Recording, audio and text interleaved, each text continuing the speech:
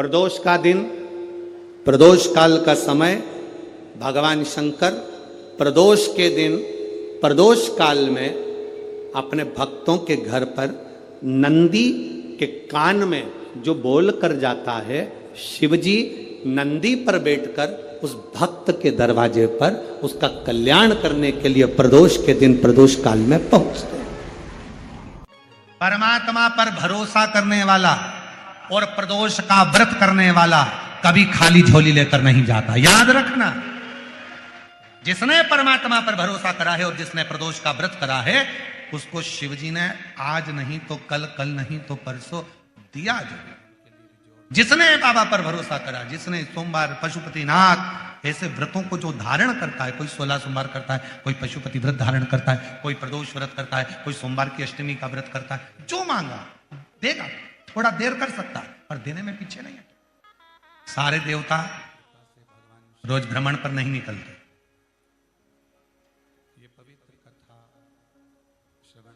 33 कोटि देवता में केवल एक देवता है, देवाधिदेव महादेव, जो प्रतिदिन प्रदोष काल में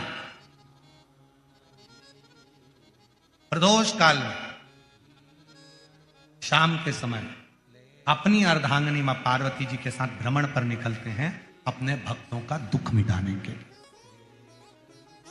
तो पहले तो मेरा निवेदन है कि प्रदोष को समझें कि प्रदोष का मतलब क्या।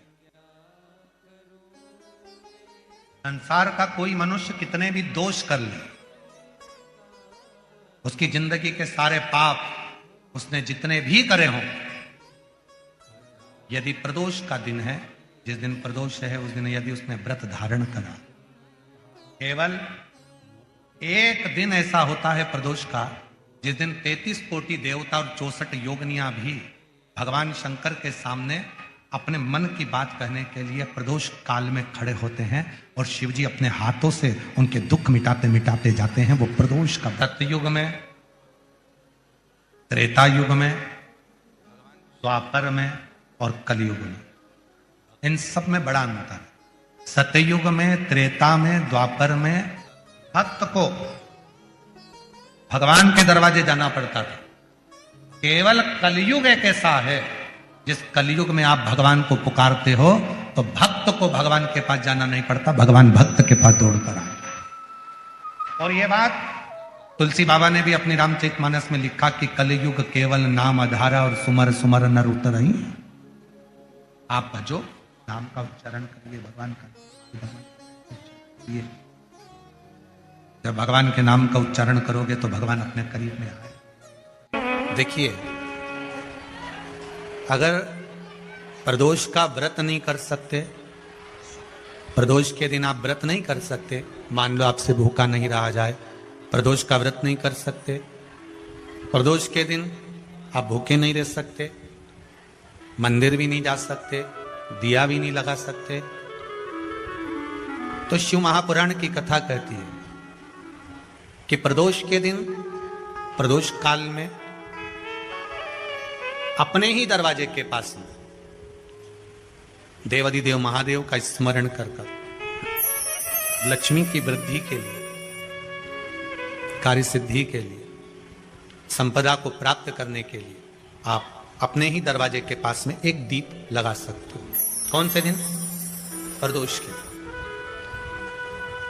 एक बात और अच्छे से समझ लीजिए, जो बच्चे चिड़चिड़े होते हैं, चाहे घर में बेटे हों, बहुएं हों, सास हो, ससुर हो, परिवार में छोटे छोटे बच्चे हों, चिड़चिड़ प्रवृत्ति करते हों या चिड़चिड़ा स्वभाव हो, जरा जरा सी बात में क्रोध आ जाता हो, बोलने का भान नहीं रह पाता हो, शब्दों के बाण चलते हों, तो महाराज प्रदोष के दिन, प्रदोष काल में बेलपत्री के पेड़ के नीचे एक, जो पत्ता आपके पास में हो, पान का मिल जाए तो पान का, पीपल का मिल जाए तो पीपल का, बेलपत्र का मिल जाए तो बेलपत्र का, उस पत्ते पर मात्र थोड़ा सा शहद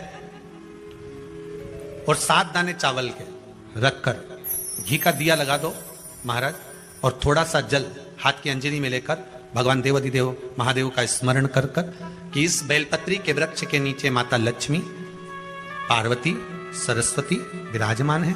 इसी बेलपत्री के पेड़ के नीचे मेरे देवाधिदेव महादेव का 12 ज्योतिर्लिंग का स्वरूप प्रकट है, उनका स्मरण कर कर जल चढ़ा दीजिए। और उसका स्मरण कर लो जो चिड़चिड़ प्रवृत्ति करता हो, क्रोध करता हो, जिसको बोलने का भान नहीं होता हो, सम्मान नहीं देता हो, अपशब्द कहते हो, उनका स्मरण कर कर आप छोड़ेंगे।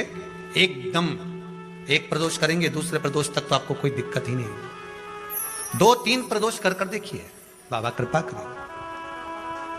बच्चों को पढ़ने का कह रहे हो, पढ़ने बैठो पढ़ने बैठो पढ़ने बैठो पढ़ने बैठो, तो एक आध प्रयास बच्चों के लिए भी कर लिया करो कि भाई ठीक है। जैसे वैकुंठ चतुर्दशी वाला उपाय हमारे YouTube पर भी डला हुआ है, आप उसको निकाल कर सुनना। वैकुंठ चतुर्दशी के दिन प्रयास करना, बच्चे लोग विद्या में प्रबल होंगे।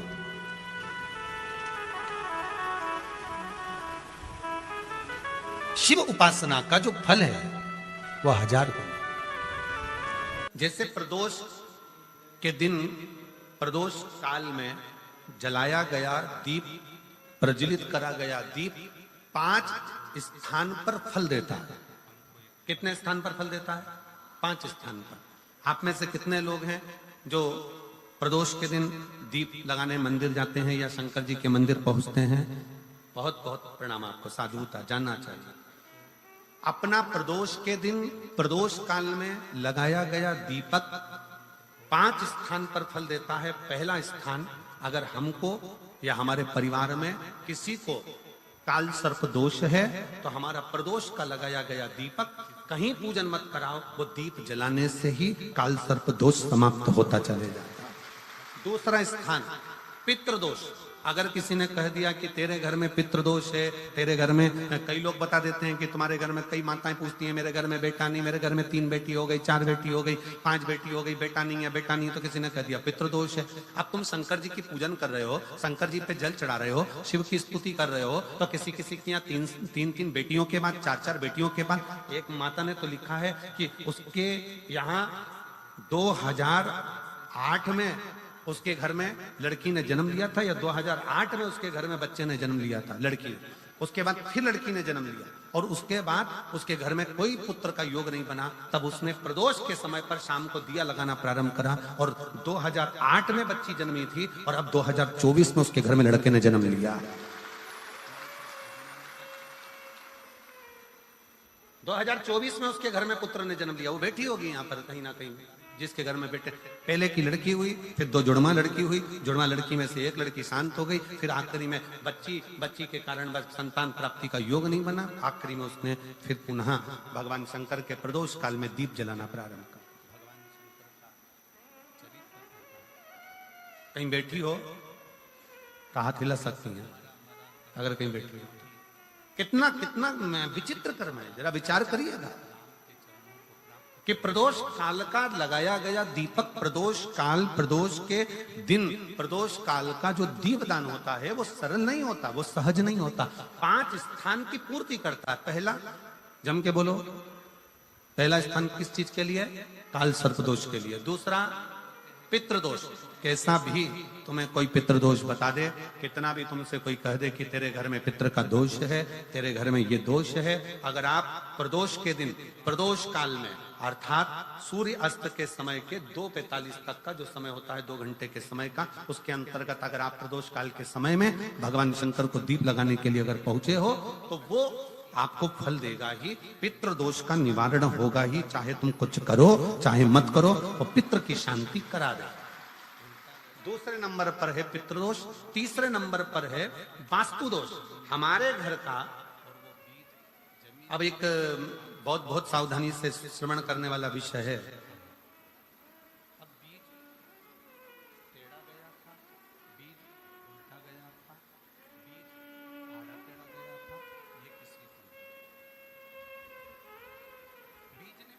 यदि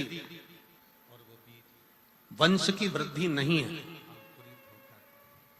30 वर्ष शादी के हो गए, 40 वर्ष शादी के हो गए और औलाद है ही नहीं, डॉक्टर ने भी हाथ नीचे कर दिया,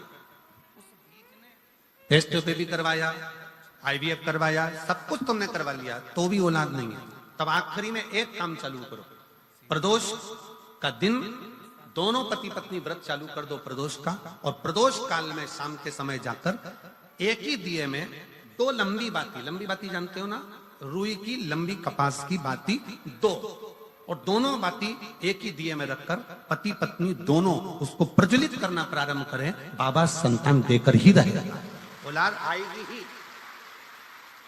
दीप की जो बाती में अंतर आ जाता है, एक गोल बाती में और लंबी बाती में अंतर आता है, बहुत अंतर आता है। पितरों के लिए गोल बाती का प्रयोग बहुत कम होता है महाराज। देवी जी के लिए, माता रानी के लिए, जगत जननी के लिए गोल बाती का प्रयोग बहुत कम होता है महाराज, ध्यान रखिएगा। एक पितर के लिए, एक जगत जननी जगदम्बा दुर्गा भवानी के लिए गोल बाती का प्रयोग कम होता है, लंबी बाती का प्रयोग ज्यादा। क्यों? क्योंकि हमारे घर की कुल देवी और हमारे घर के पितर हमारे वंश की वृद्धि करें, इसलिए लंबी बाती रखी जाती है, जिससे हमारा वंश बहुत लंबा चले, बहुत उन्नति की ओर बढ़े, इसलिए लंबी बाती का प्रयोग किया। शिव महापुराण की कथा कहती है 5 जगह पर हमारा जलाया गया एक दीप जो प्रदोष के दिन प्रदोष काल में लगाया जाता है, 5 जगह पर भारी पड़ता है। पहले नंबर पर जम के बोलते जाओ, काल सर्प दोष। दूसरे नंबर पर पितृदोष। तीसरे नंबर पर घर का वास्तु दोष। हमारे घर में कितना भी वास्तु दोष है, कोई ने कह दिया यहाँ बाथरूम नहीं बनना थी, यहाँ पर शौचालय नहीं बनना था, यहाँ सीढ़ी नहीं बनना थी, वो सीढ़ी वहां बनना थी, ये सीढ़ी वहां बनना थी। तुम पूरा घर तुड़वा के देख लो, उसके बाद में जैसा वास्तु वाले हैं वैसा करा कर देख लो, उसके बाद भी तुमको शांति नहीं मिले तो समझ लेना कि तुम्हारे घर में अब वास्तु दोष तो तुमने दिखाकर समाप्त कर लिया, फिर भी वो समाप्त नहीं हो रहा, तो प्रदोष काल का लगाया गया प्रदोष के समय का दिया आखिरी में वास्तु दोष को भी समाप्त कर देता है और उसमें भी फल प्रदान करता है। काल सर्प दोष, पितृदोष, वास्तु दोष। चौथे नंबर पर 1 रुपया कमाया, 1.25 रुपए खर्च हुआ, पैसा आया गया, ये चौथे नंबर का। व्यापार में थोड़े दिन दुकान अच्छी चली, थोड़े दिन बैठ गए, थोड़े दिन काम चला, थोड़े दिन बैठ गए, गाड़ी चली, थोड़े दिन फिर बैठ गए, अर्थात हमारी फैक्ट्री थोड़े दिन चली फिर बैठ गए, कहीं ना कहीं तकलीफ, थोड़े दिन खाते थोड़े दिन रोते वाला चल रहा है। तो प्रदोष काल का, प्रदोष के समय का दिया इस दुख को समाप्त कर कर रेगुलर एक जैसी सांझी, एक जैसी लक्ष्मी की वृद्धि करते चले जाए, प्रदोष काल का। और 5वें नंबर का प्रदोष काल का दिया, प्रदोष समय का दिया 5वें नंबर पर रोग का निवारण का, रोग निवारण।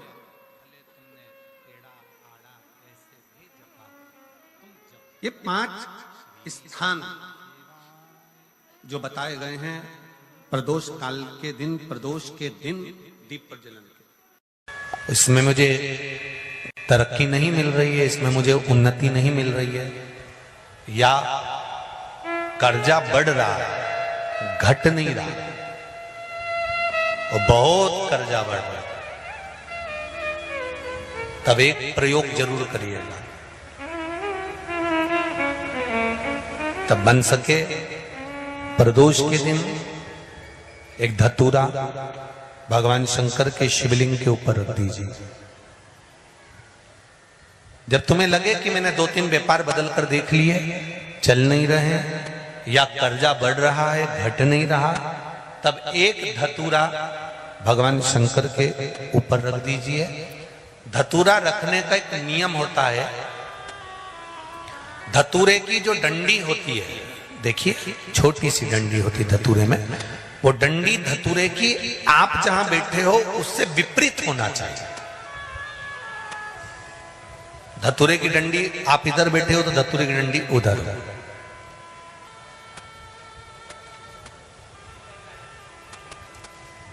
अपने को लग रहा है कि व्यापार मैंने बदल लिया, 2 बार 4 बार 6 बार व्यापार बदल के देख लिया और कर्जा बढ़ रहा है, पर व्यापार भी नहीं चल रहा।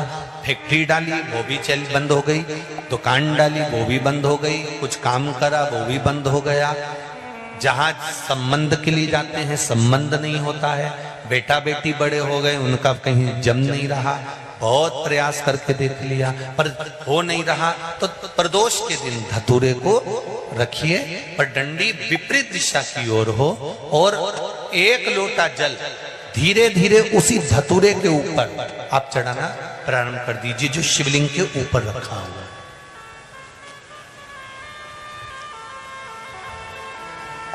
महाराज हटकेश्वर महादेव का नाम लेते, कौन से महादेव?